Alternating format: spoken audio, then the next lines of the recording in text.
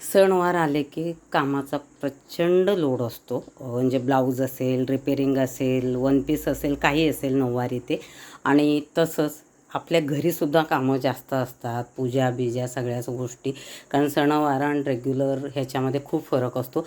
तर काम कसं मॅनेज करायचं? ऑलरेडी तुमचं जे काही काम करण्याची पद्धत आहे, तो शेड्यूल तुम्ही सेट करून ठेवायचा. उद्या काय काम करायचं दिवसभर, तर त्याप्रमाणे केलं तर होऊन जातं. एखादं काम मागे पुढे होतं ते तसं ॲडजस्ट करून एक्स्ट्रा वेळ ठेवायचा.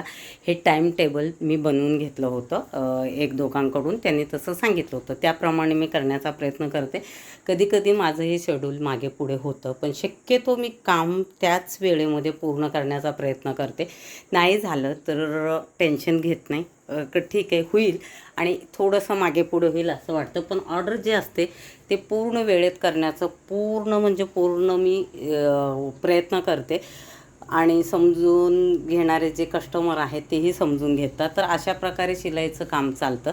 कुठलेही काहीही कामं, काही सणवार काही असू दे, ह्या कामामध्ये सुट्टी नाही. कारण रेग्युलर तुम्ही काम केलं तरच तुमचं ते काम पूर्ण होतं, हे मी तुम्हाला सांगते. बऱ्याच जणांना वाटायला लागले की व्हिडिओ रेग्युलर नाही आहेत, हे नाही आहेत, नवरात्रीचे जास्त आहेत. कारण तो एक आयुष्याचा भाग आहे.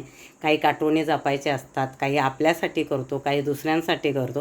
त्यामुळे सगळं करून बॅलन्स जमतं. तर आता तर भरपूर ऑर्डर आहेत. एक तुम्हाला रोजचं बघायला भेटेल. जे काही डिझाईन करते शॉर्ट व्हिडिओ किंवा मोठ्या व्हिडिओमध्ये, तर प्रयत्न असेल थोडंसं काय बोलतात व्हिडिओ मागे पुढे व्हायला लागलेत, कारण तेवढं एडिट करायला जमत नाही आहे.